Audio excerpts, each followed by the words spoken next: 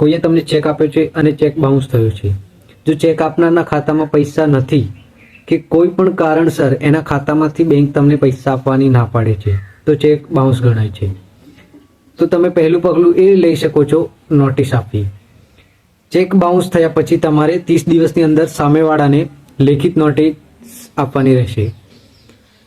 બીજું પગલું, ચૂકવણી માટેનો સમય કેટલો આપી શકાય તેને. એટલે કે નોટિસ આપ્યાના 15 દિવસ બાદ અથવા તો 15 દિવસની અંદર ચૂકવણી કરવી પડે છે સામેવાળા વ્યક્તિને.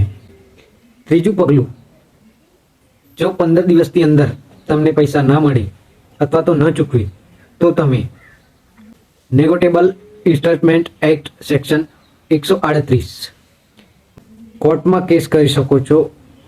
આ કેસ સામેવાળા વ્યક્તિને તમે 2 વર્ષ સુધીની જેલ અથવા તો દંડ, એટલે કે ચેકની રકમ જેટલી અથવા તો એનાથી પણ વધારે દંડ આપી શકે છે કોર્ટ.